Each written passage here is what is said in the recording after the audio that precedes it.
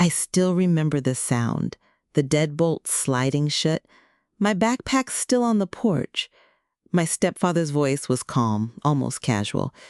"You're not welcome here anymore. Figure it out." My mother didn't even look at me, just stood in the kitchen with her arms crossed. 16 years old, and I was officially homeless. The fight had started over something stupid, me coming home 10 minutes late from my part-time job, but it escalated fast. My stepfather screamed about ungrateful kids and his house, his rules. My mother just watched, saying nothing. When I tried to defend myself, that's when he snapped. "Pack your stuff. You have an hour." I thought he was bluffing. Parents don't just throw their kids out, right? Wrong. An hour later, I stood on the porch with a duffel bag, watching the curtains close. The porch light went off. The message was clear. That night, I swore to myself, if I ever came back, it wouldn't be as the same powerless girl. I had no idea how true those words would become. I was Aria Morrison then, their unwanted daughter. 12 years later, I'd be someone completely different. For the next year, I became an expert in begging. Couch to couch, friend to friend, always leaving before I wore out my welcome. I lied to teachers about sleepovers when I hadn't had a bed of my own in months. Every smile I put on was an act. Inside, I was terrified. My best friend Sarah let me stay for 2 weeks. Her mom felt sorry for me, but I could see the strain. Too many mouths to feed, too many problems. I left before they asked me to. Next was my classmate Jenny's basement, then her older sister's apartment, then a girl from work whose name I barely knew. The worst part wasn't the uncertainty. It was the shame. Walking into school with yesterday's clothes, pretending everything was normal, eating lunch alone because I couldn't afford cafeteria food, teachers asking if everything was okay at home, and me lying through my teeth. The humiliation hardened into fuel. Every night on a stranger's couch, I promised myself one thing. I would never ask them for help again. I would never be this powerless again. I didn't know how yet, but I would make them pay for throwing away their own daughter like garbage. I got a job at Mel's Diner, a greasy spoon where the uniform smelled like onions no matter how many times you washed it. My first paycheck was $184 after taxes, and I cried in the staff bathroom because it was the first money I'd ever earned that was mine. My boss, a cranky old man named Mel, muttered, "Don't let anyone tell you this ain't enough. It's a start." That sentence kept me alive more than food some weeks. When I was so tired I could barely stand, when customers were rude, when the smell of bacon made me sick, I repeated those words. It's a start. I worked every shift they'd give me, breakfast rush, lunch crowd, dinner service. My hands were always cut from broken dishes. My feet always ached. But that paycheck meant freedom. It meant I didn't owe anyone anything. I saved every penny I could. No movies, no new clothes, no treats. Just work and save, work and save. Little by little, I was rebuilding myself from zero. And in the quiet moments between orders, I imagined the look on my parents' faces when they realized what I had built without them. Just before you continue to watch, please subscribe to this channel and like this video. It would encourage and help us keep creating amazing content for you. All right, back to the story. I studied in secret, stealing Wi-Fi at the library, cramming algebra under fluorescent lights. My grades had tanked after getting kicked out. Hard to focus on homework when you don't know where you're sleeping. But I refused to drop out. Graduating was my first real goal. The library became my second home. I'd arrive when it opened, leave when it closed. The librarians knew me by name. Mrs. Chen would slip me granola bars when she thought I wasn't looking. She never asked questions, just helped me print assignments and find quiet corners to work.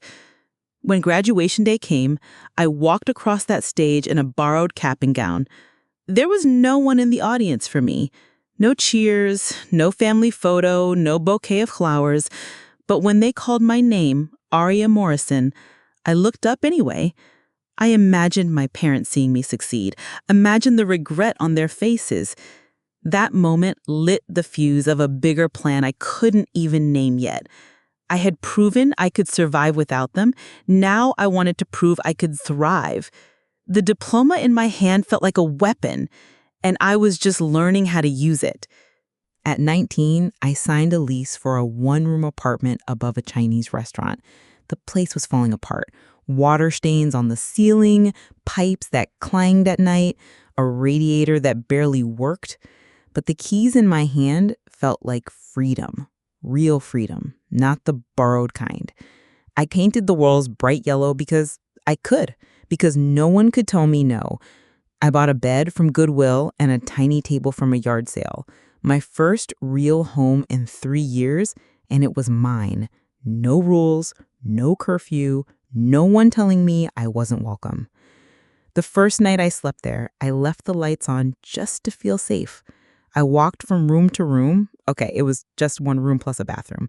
Touching the walls, opening and closing the door. This was mine. I had earned this. That safety turned into ambition. Sitting at my wobbly table, I started making lists, goals, dreams, plans. I didn't just want to survive anymore. I wanted to win. And somewhere in the back of my mind, a darker thought was growing. I wanted them to know they had thrown away something valuable. I picked up side gigs, babysitting, tutoring, cleaning offices after hours. I lived off instant noodles and dollar store pasta so I could save every extra dollar. Friends laughed when I carried around a binder of future plans, but I wasn't joking. Every sacrifice was a brick in the foundation of something bigger. My coworker at the diner, Maria, thought I was crazy. "You're 20 years old," she'd say. "Live a little." But she didn't understand. Living meant planning. Living meant making sure I never ended up powerless again. I had 3 bank accounts: rent money, food money, and future money. The future account grew slowly but steadily. $5 here, $10 there, sometimes just coins from tips. But it was growing, and with it, my confidence. At night, I'd study business magazines at the library. I read about people who built fortunes from nothing, people who turned tragedy into triumph. I memorized their strategies, their mindsets. And in the back of my mind, I imagined the look on my parents' faces when they realized what I had built without their help or approval. At 21, an email popped up that changed everything. "Congratulations, you've been awarded a full scholarship to State University." I read it 3 times, hands shaking so badly I almost dropped my phone. College wasn't supposed to be in the cards for someone like me. The scholarship covered everything: tuition, books, even a small living allowance. I had applied on a whim, never expecting anything. But my essay about overcoming homelessness had caught someone's attention. Suddenly, doors I thought were locked forever swung open. I didn't just walk through. I sprinted. I chose business administration with a focus on real estate. If I was going to build an empire, I needed to understand money, property, and power. The subjects came naturally to me, maybe because I had lived the consequences of not having these things. My professors were impressed by my focus. While other students partied, I studied. While they complained about assignments, I saw opportunities. I wasn't just getting an education. I was getting weapons. Knowledge was power, and I was hungry for both. The day I got that scholarship letter, I almost called home to share the news. Almost. Then I remembered the sound of that deadbolt sliding shut, and I put my phone away. I stopped introducing myself with my last name, their name, Morrison, the name tied to the people who abandoned me.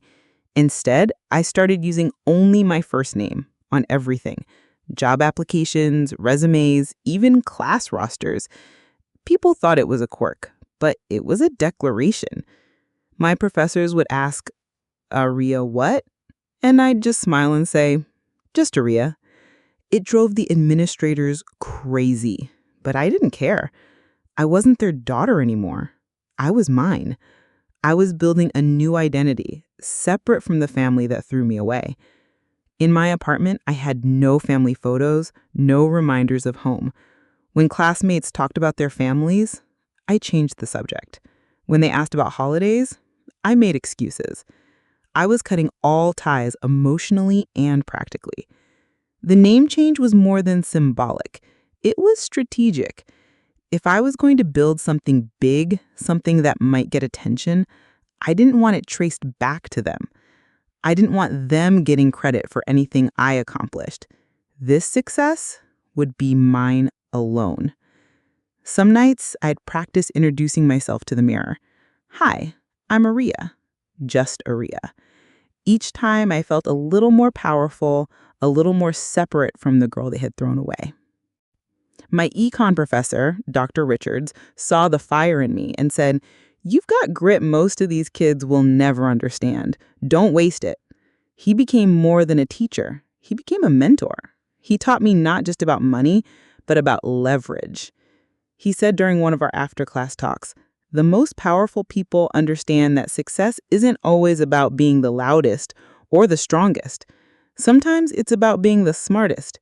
He showed me case studies of quiet millionaires, people who built wealth without fanfare.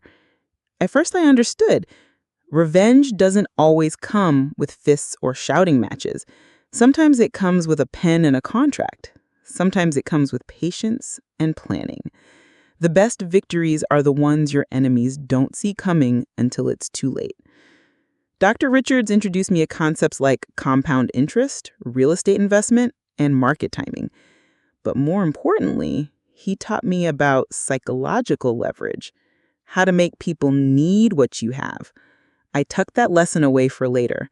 One day, I would make my parents need something from me. And when that day came, I would hold all the cards. My internship at Morrison & Associates Real Estate started with me fetching coffee and making copies. The irony of the company name wasn't lost on me. Morrison, like my abandoned last name. But I didn't mention it. I just listened more than I spoke, absorbing everything about property, mortgages, and legal loopholes. My supervisor thought I was too eager. She'd laugh when I stayed late to organize files or asked questions about contracts. She said, "Most interns just want to get through the summer." But I wasn't most interns. I was memorizing every trick they used to make fortunes off of other people's desperation.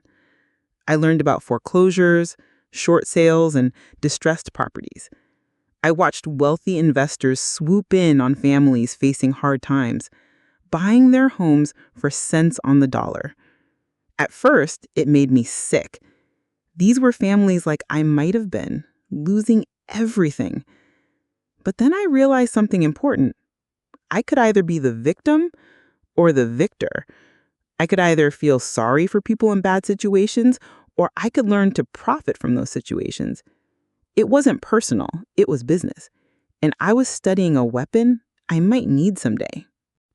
At 23, I got a Facebook message from my younger half-brother, Kyle. He said, "Mom says hi. She wants to know how you're doing." I almost laughed. She hadn't wanted to know when I was sleeping in strangers' basements, but now she wanted an update? Kyle was only 12 when I got kicked out. He probably barely remembered me. The message felt like a test. Were they checking to see if I was dead? Desperate? Crawling back for help? I typed back, "Tell her I'm doing just fine." What I didn't say was that fine meant a 3.8 GPA, a growing bank account, and a growing understanding of how power really works. Fine meant building the kind of life she never thought I'd have. Kyle's response came quickly. "She'd love to hear from you directly. Maybe we could all have dinner sometime." I stared at that message for a long time. Part of me was curious. What did they look like now? Were they sorry? Did they ever think about the night they threw me out? But I wasn't ready. Not yet. I was still building something, still becoming someone. When I was ready to face them again, it would be on my own terms, not theirs. I bought my first property at 24. It wasn't glamorous, just a rundown duplex in a rough neighborhood that nobody else wanted. But when I held that deed in my hands, I realized I had power I never thought possible. Real power. The power to control where someone lived. The seller was an old woman who couldn't afford the repairs. Her husband had died and she needed cash fast. I paid her asking price, which was half what the property would be worth after renovation. She hugged me when we signed the papers, thanking me for saving her. I felt both grateful and guilty. I rented out both sides of the duplex to college students. The rent covered my mortgage plus a small profit. I used that profit, combined with my savings, to buy another property 6 months later. Then another. Each building became a stepping stone, a quiet middle finger to the family that said I'd be nothing.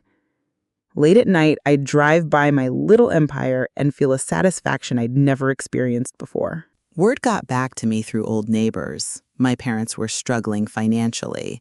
My stepfather had lost his job at the factory, and my mother was picking up shifts at the Dollar General.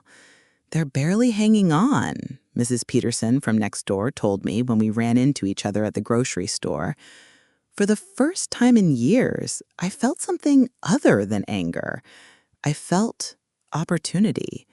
They were vulnerable now, the way I had been vulnerable at 16. The tables were turning, and I had front row seats to their downfall. Mrs. Peterson kept talking. "Your mom asks about you sometimes, you know, wonders how you're doing." The old me might have felt sympathy. The new me just nodded politely and kept my poker face perfect. That night, I looked up their address. Still the same house they kicked me out of 7 years ago. I drove by slowly, taking in the peeling paint, the overgrown yard, the old car in the driveway. They looked as run down as I had felt back then. But I kept driving. The time wasn't right yet. I was still building my position, still gathering power. When I was ready to make my move, it would be devastating. Kyle invited me to dinner when I was 25. Against my better judgment, I agreed. We met at a chain restaurant halfway between my apartment and their house. When my mother saw me walk in, her face flickered between pride and guilt. She looked older, worn down. Her hair had gray streaks and her clothes looked tired. My stepfather was gruffer than I remembered, but quieter too. They asked polite questions about my career, but never mentioned the night they threw me out. The elephant in the room took up half the table.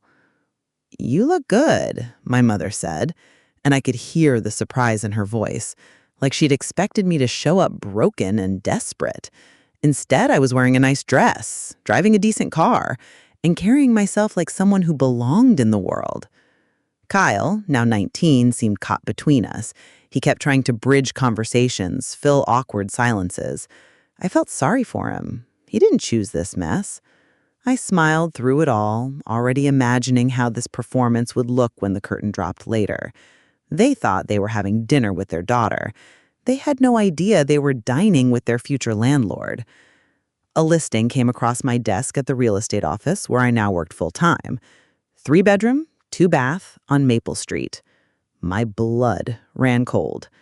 It was their house, the one I grew up in, the one they kicked me out of 7 years ago. And it was for sale. My hands trembled as I read the details. Motivated sellers, it said, priced for quick sale. They were in financial trouble, just like Mrs. Peterson had said. They were losing the house that had been too good for me 7 years ago. I whispered to myself, this is it? This was the moment I'd been unconsciously preparing since that first real estate class. All those properties, all that money, all that knowledge, it had been leading to this moment. I called the listing agent immediately, pretending to be just another investor interested in the property. I asked questions about the seller's situation, their timeline, their flexibility on price. The agent was chatty. They were desperate to sell, behind on payments, facing foreclosure if they couldn't close soon. That night, I sat in my car outside their house, my future house, and planned my next move. The girl they threw away was about to throw them out. They didn't know who the anonymous buyer was. I made my offer through a shell company I'd set up, cash-backed with no contingencies. My stepfather, desperate for any offer, tried to counter for more money. I raised my bid, cool as stone, knowing exactly how much pressure they were under. With every round of negotiations, I wasn't just buying property. I was buying my way into the one thing they could never undo: their history, their memories, their sense of security. The listing agent told me they seemed relieved to have a serious buyer. "The sellers are very motivated," she said. "They need to close as soon as possible." I almost laughed. They had no idea their daughter was the one bailing them out and sealing their fate. I had enough money to buy the house outright, no financing needed.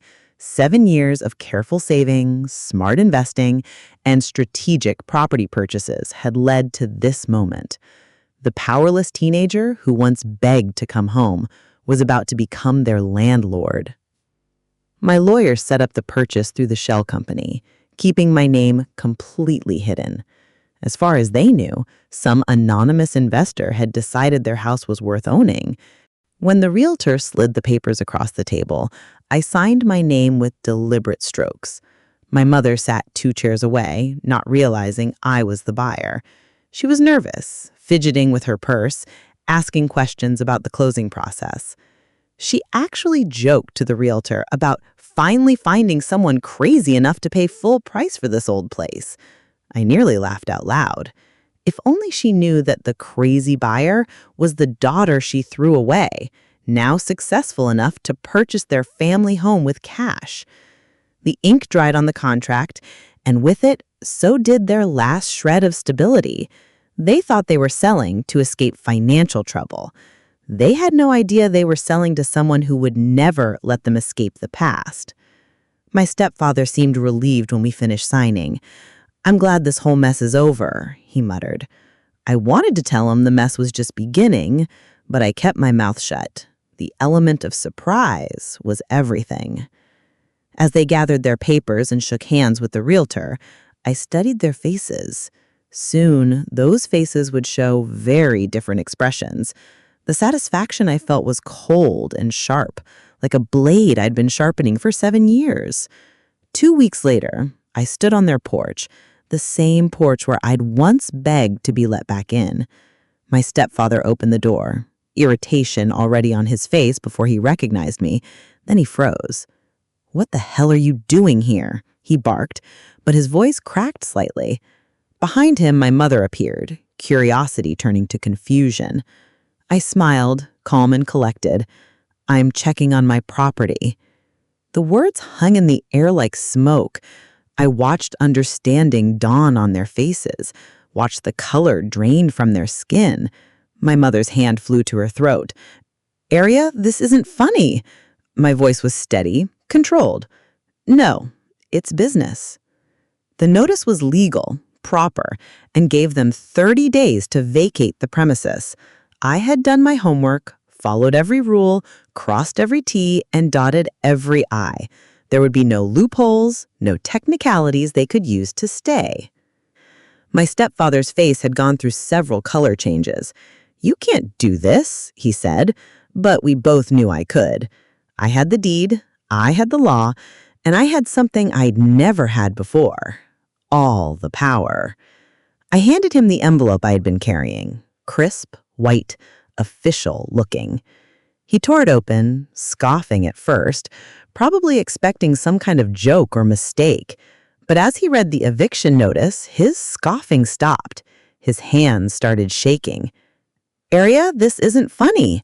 My voice was steady, controlled. "No, it's business." The first time in my life, they begged me.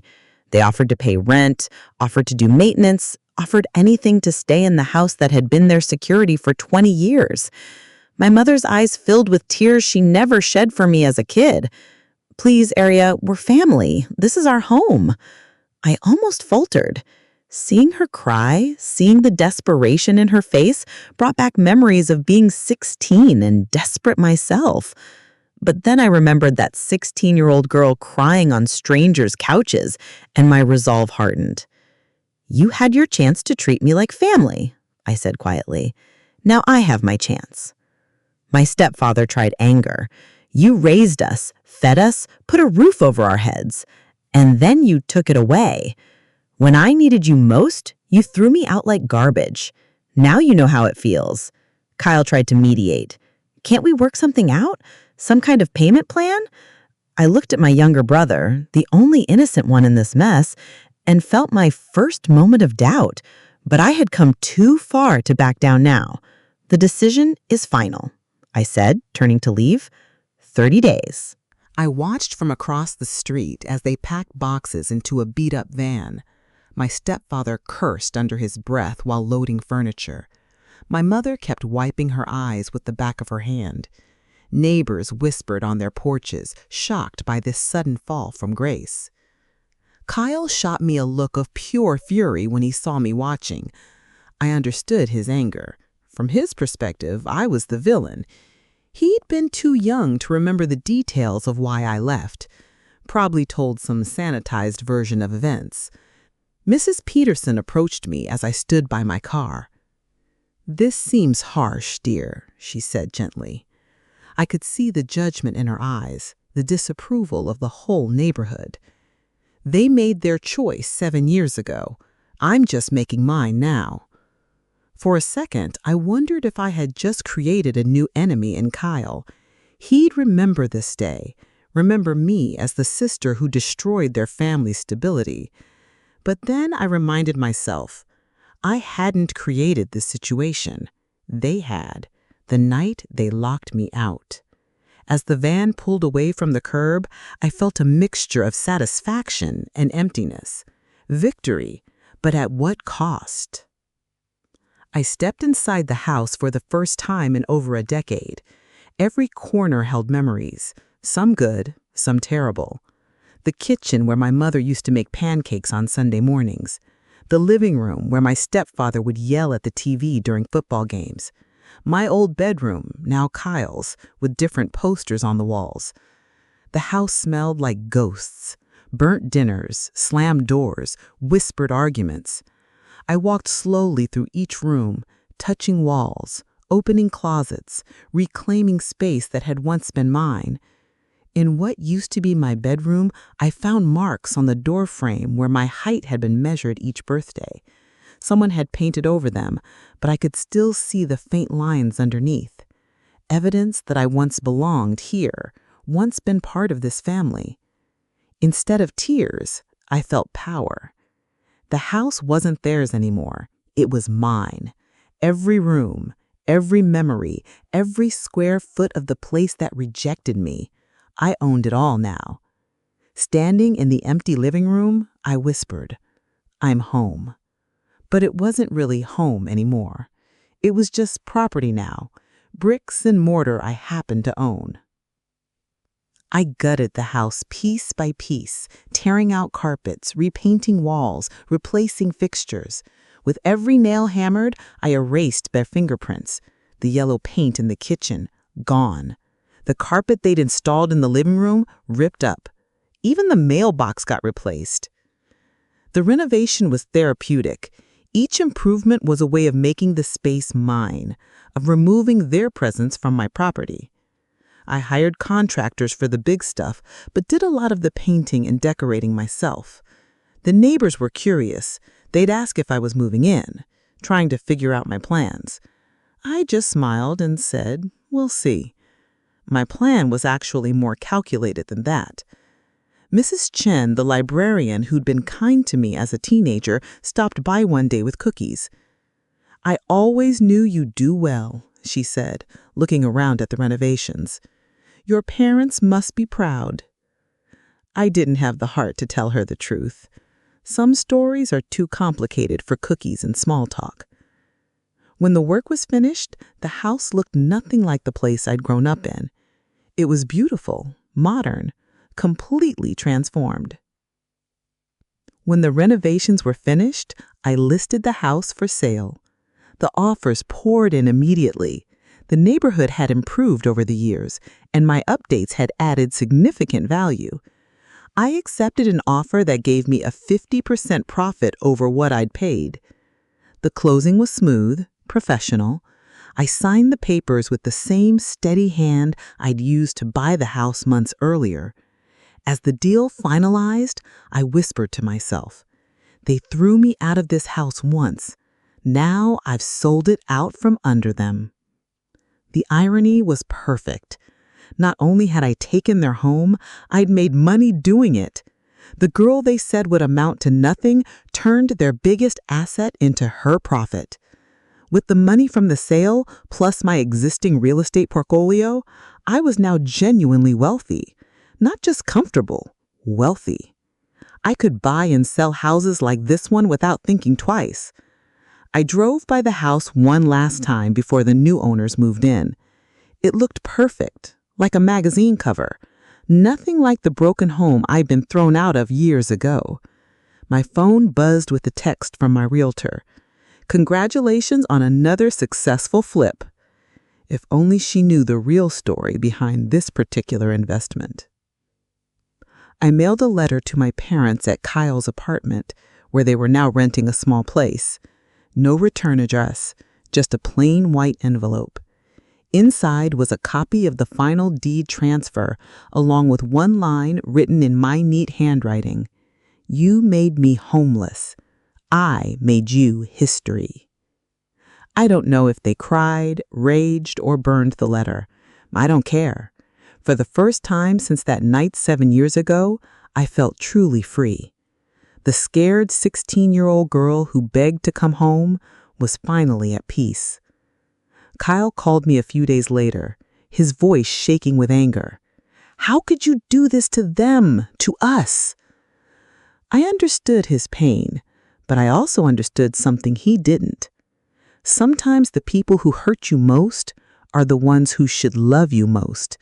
And sometimes the only way to heal is to show them the consequences of their choices. I told him, "They threw away their daughter. I just threw away their house." I hung up and deleted his number. Some bridges are meant to be burned. Some doors are meant to stay closed. I had finally closed this door on my terms, with my power, in my time. The girl they threw away had thrown them right back. If you enjoyed this story, make sure to like this video, comment, and smash the subscribe button. Also, check out other videos on the channel. We've got more interesting stories for you.